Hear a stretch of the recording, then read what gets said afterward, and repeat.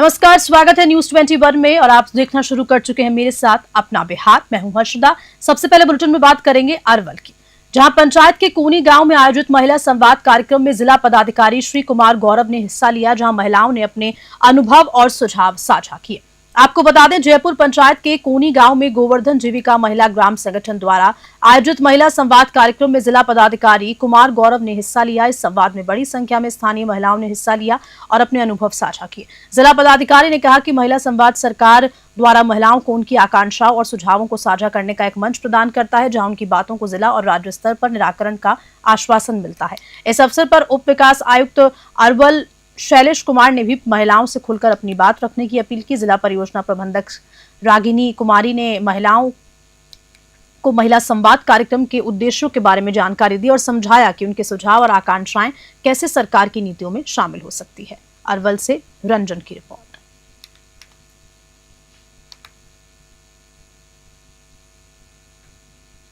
अरवल के रूपसागर बिगहा टोला में डॉक्टर अंबेडकर समग्र सेवा अभियान के तहत विशेष विकास शिविर का आयोजन हुआ, जिसमें जिला पदाधिकारी अरवल कुमार गौरव ने कई लाभुकों को सरकारी योजनाओं का लाभ दिलाया।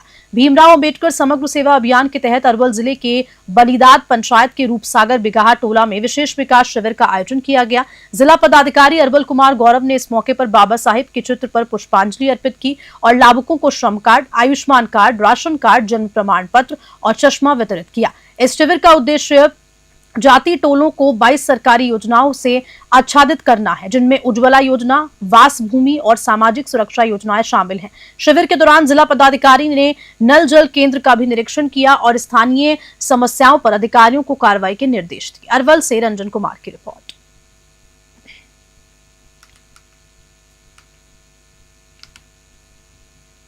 भागलपुर से खबर है, जहां समीक्षा भवन में श्रम संसाधन मंत्री संतोष कुमार सिंह ने अधिकारियों के साथ महत्वपूर्ण समीक्षा बैठक की, जिसमें समग्र विकास योजना को दोबारा शुरू करने पर चर्चा हुई।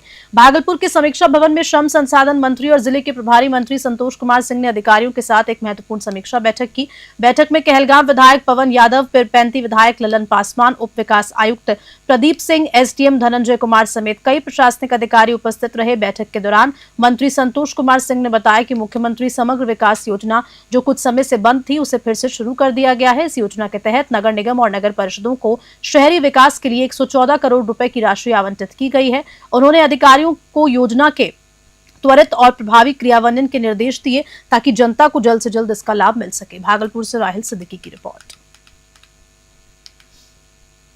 काम जो हो रहा है वो किस प्रकार का हो रहा है? कहीं कमी नहीं रही है और बहुत बढ़िया से काम हो रहा है। और माननीय मुख्यमंत्री समग्र शहरी विकास योजना जो काफ़ी दिनों से बंद थी, वो आज चालू हुई है। उस पर हम लोग लगभग 114 करोड़ रुपया पूरे भागलपुर जिला में जितने नगर पंचायत, नगर परिषद, नगर निगम में हम लोगों ने इस तरह की योजना दिया है। और आने वाला जो समय होगा 2-4 महीना के अंदर सभी योजना हम कंप्लीट कर चुके हैं। कंप्लीट हो जाएगा। 50% मेरी योजना की प्रशासनिक स्वीकृति, टेक्निकल स्वीकृति मिल चुकी है।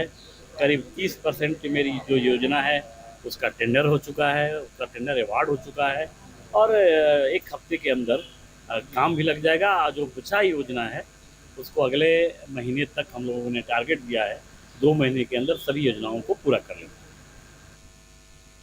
भागलपुर में लंबे समय से प्रतीक्षित गृह रक्षा वाहिनी यानी कि होमगार्ड की बहाली प्रक्रिया शुरू हो चुकी है, जिसमें कुल 666 रिक्त पदों के लिए 29,761 अभ्यर्थियों ने आवेदन किया है। भागलपुर के तिलका मांझी भागलपुर विश्वविद्यालय के मारवाड़ी कॉलेज मैदान में गृह रक्षा वाहिनी की बहाली प्रक्रिया का शुभारंभ हो गया। इस भर्ती में भागलपुर जिला और नवगछिया पुलिस जिला के कुल 666 रिक्त पदों को भरा जाना है। भर्ती प्रक्रिया के पहले दिन करीब 700 अभ्यर्थियों की ऊंचाई और छाती मापी गई। साथ ही 1600 मीटर दौड़ का आयोजन किया गया। दोपहर के समय शॉर्ट पुट, हाई जंप और लॉन्ग जंप जैसी प्रतियोगिताएं भी आयोजित की गई। इस भर्ती प्रक्रिया में कुल 29,761 अभ्यर्थियों ने आवेदन किया है, जिनमें 23,593 पुरुष, 6,164 महिलाएं और 4 ट्रांसजेंडर शामिल हैं। प्रशासन ने पूरी प्रक्रिया की पारदर्शिता और निष्पक्षता सुनिश्चित करने के लिए पुख्ता इंतजाम किए। मैदान में मेडिकल सुविधा, पेयजल, छाया और प्राथमिक उपचार की व्यवस्था भी की गई। भागलपुर से राहिल सिद्दीकी की रिपोर्ट।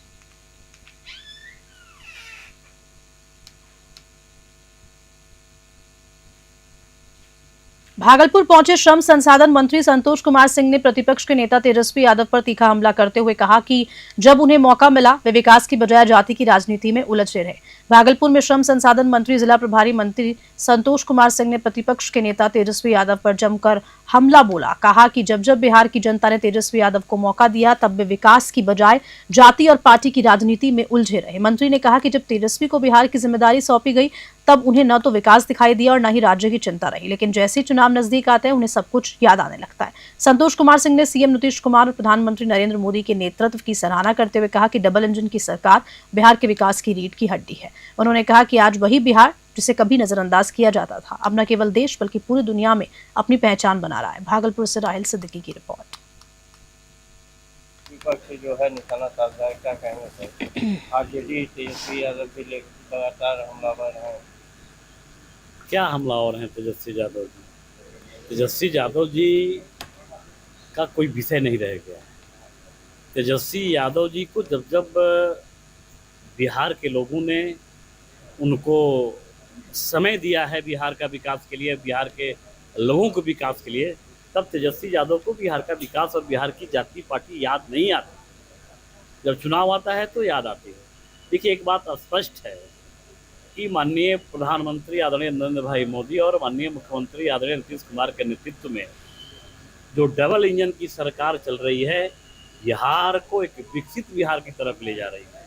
और आने वाला जो समय होगा, पहले बिहार के लोग बिहार को लोग सम्मान से नहीं देखते थे, लेकिन आने वाला जो समय होगा, बिहार ही नहीं दुनिया में, देश ही नहीं दुनिया में बिहार का नाम एक नंबर पे रहेगा। भोजपुर जिले के कोइलावर स्थित आरएएफ मुख्यालय में मैंगो फेस्टिवल 2025 का आयोजन बड़े धूमधाम से किया गया, जहां आम से बने 2 दर्जन से ज्यादा व्यंजनों की प्रदर्शनी लगाई। भोजपुर जिले के स्थित रैपिड एक्शन फोर्स यानी कि आरएएफ की 114वीं बटालियन के मुख्यालय में मैंगो फेस्टिवल 2025 का भव्य आयोजन किया गया। इस महोत्सव का आयोजन कावा की अध्यक्ष ऋतु झा की अध्यक्षता में हुआ, जिसमें आम से बने 2 दर्जन से ज्यादा व्यंजनों की प्रदर्शनी लगाई। इस मौके पर आम का हलवा, मैंगो जाम, आम की कैरी, आम का लड्डू, आम का अचार, खट्टी मीठी चटनी, आम बुआ, आम का पन्ना, मैंगो आइसक्रीम जैसी कई पारंपरिक और आधुनिक व्यंजनों का प्रदर्शन किया गया। भोजपुर से आलोक गिरी की रिपोर्ट। मैंगो फेस्टिवल का आयोजन किया गया था हेडक्वार्टर, उद्देश्य क्या है? अभी तो जैसे हम सब जानते हैं कि आम का सीज़न आ गया है और भी आगे आने वाला है, आम नीचे होंगे और पकेंगे। तो हमारा उद्देश्य बस इतना ही है कि औरतों को हम एक साथ लाएं, यहाँ जो लेडीज़ हैं, यहाँ जो फैमिली हैं, वो हमारे साथ जुड़ें। उनको जो जो डिशेस आते थे, बहुत सारे व्यंजन, बहुत सारी सामग्रियाँ बना करके बहुत उत्साहित होकर वो लेकर आई थी और बहुत अच्छा लगा, बहुत टेस्टी, बहुत कुछ हमने भी उनको सिखाया, बहुत कुछ हमने भी उनसे सीखा। अगर देखा जाए तो ये हमने एक प्रतियोगिता किया था, उनके अंदर एक प्रतिस्पर्धा की कि कुछ कॉम्पिटिशन्स हम करते रहते हैं जिसमें वो भाग लेते हैं, प्राइजेस भी हम उनको देते हैं और खुश होते हैं, एक दूसरे से आकर मिलते हैं, बातचीत करते हैं। बस यही एक छोटा सा उद्देश्य लेकर यहाँ कम से कम 25 प्रकार के व्यंजन थे और जिनमें आम की बर्फ़ी, आम का हलवा, आम की चटनी, आम की सब्ज़ी, आइसक्रीम, मैंगो आइसक्रीम था, आम पन्ना, मैंगो शेक, इसी तरह से बहुत सारे डिशेस थे। बोधगया में बिहार पुलिस प्रतिभा सम्मान समारोह का आयोजन किया गया, जिसमें 214 चयनित छात्र छात्राओं को मोमेंटो और सर्टिफिकेट्स देकर सम्मानित किया।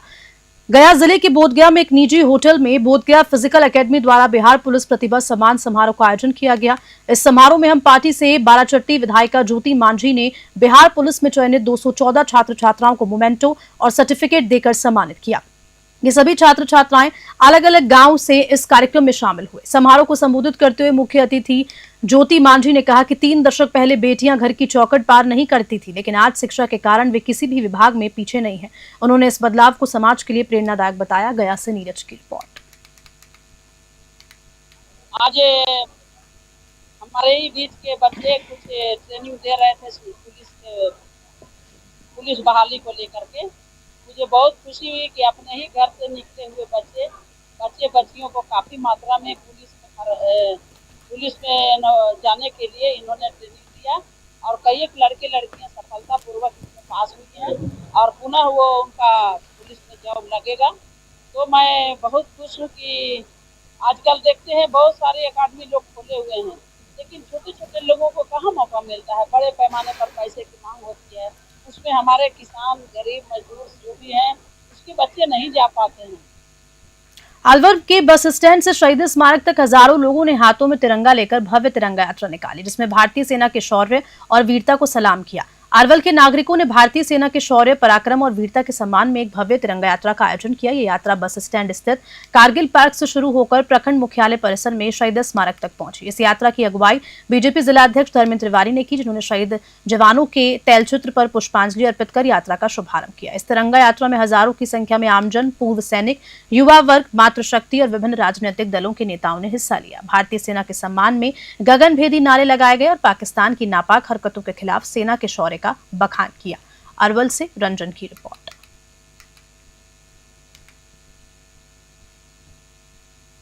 फरबिसगंज के रामपुर स्थित डॉक्टर भीमराव अंबेडकर आवासीय विद्यालय में खराब भोजन मिलने पर छात्रों ने जमकर हंगामा किया, जिसके बाद 135 छात्रों को स्कूल से बाहर निकाल दिया गया। फरबिसगंज के रामपुर स्थित डॉक्टर भीमराव अंबेडकर आवासीय विद्यालय में खाने में कीड़ा मिलने के बाद छात्रों का गुस्सा फूट पड़ा। हॉस्टल में रह रहे छात्रों ने घटिया भोजन की शिकायत करते हुए स्कूल परिसर में जमकर हंगामा किया।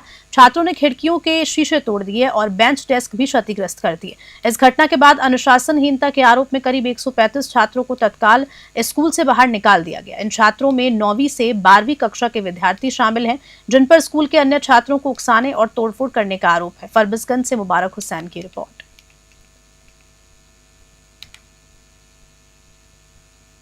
रसोईया सब क्या करता है? रसोईया सब तो यहाँ पे पूरा गलती है सर। हाँ। घर लेके चले जाता है खाना। हाँ।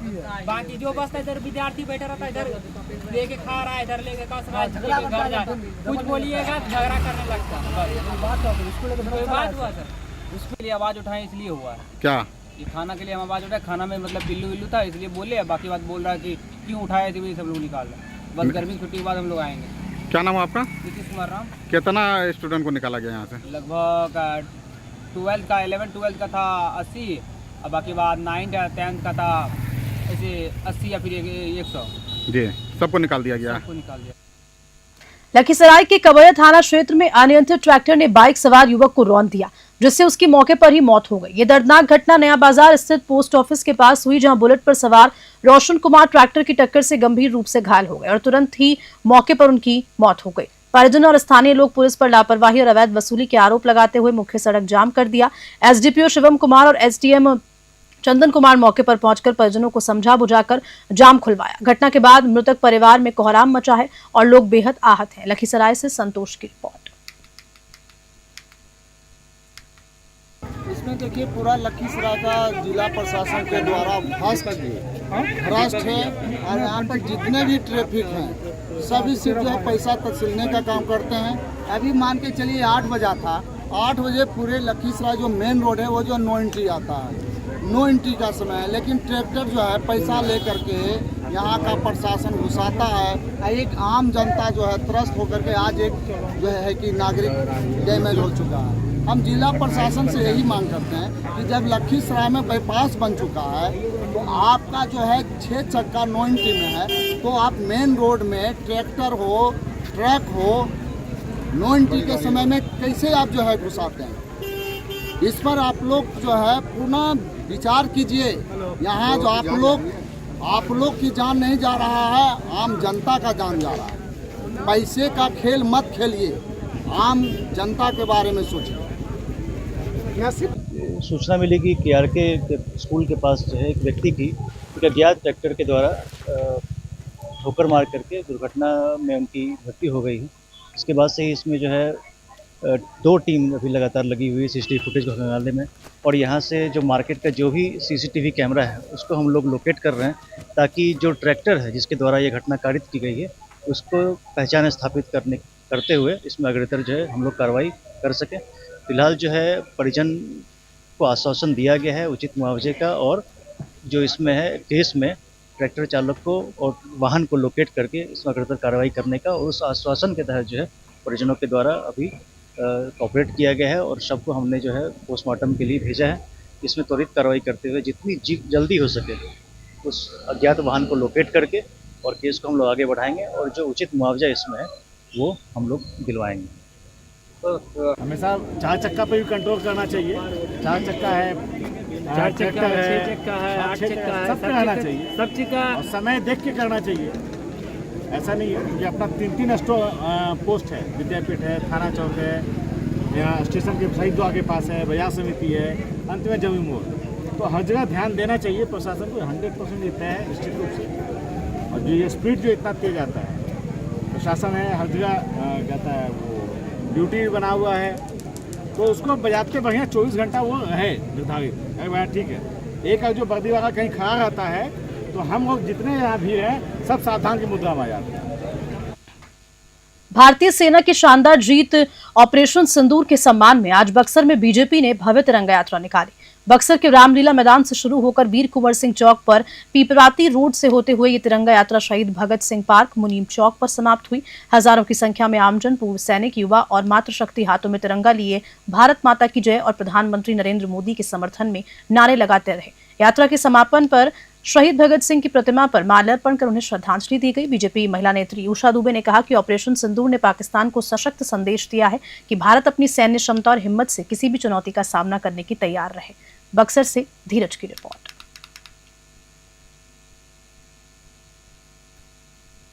आज हम लोग वीरों के सम्मान में जो पहलगाम आतंकवादियों को जाकर हमारे वीर जवानों ने एक एक चुन कर आतंकवादियों का बदला लिया था, उनके सम्मान में आज हम लोग तिरंगा यात्रा निकाले हैं। भारत माता की।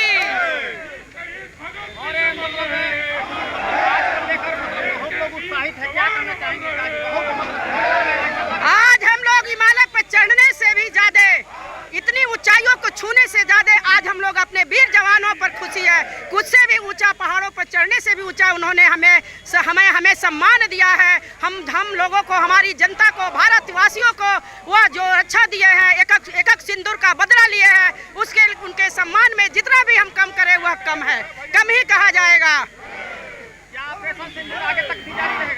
ऑपरेशन सिंदूर सफल रहा। अगर पाकिस्तानी नहीं माना तो आगे ऑपरेशन सिंदूर से भी बड़ा हम लोग कारनामा करके दिखाने वाले हैं। पूरे पाकिस्तान को मानचित्र से हटाकर दिखाएंगे। संसार के मानचित्र से संयुक्त राष्ट्र संघ की बैठक होगी, उसमें यह हम लोगों की मांग है और आगे भी मांग रहेगी कि संसार के मानचित्र से तुम्हें हटाकर आतंकस्तान घोषित किया जाएगा। तुम पाकिस्तान नहीं हो, आतंकवादी देश हो, यही तुम्हें घोषणा किया जाएगा। और करने के लिए हमारे 56 इंच के सीना नरेंद्र मोदी जी पूरी तैयारी में हैं। हम लोग तैयार हैं, हम भारतवासी तैयार हैं, हम भारत की नारी भी तैयार है। एक एक नारी हम लोग झंडा लेकर अब पाकिस्तान में घुसने के लिए तैयार है। तुम्हें हम बदला लेकर, और अगर आगे से ऐसा किया तो तुम्हें छोड़ेंगे नहीं हम। मैं उषा दुबे, प्रदेश प्रवक्ता, शिक्षा प्रकोष्ठ, बक्सर, भाजपा।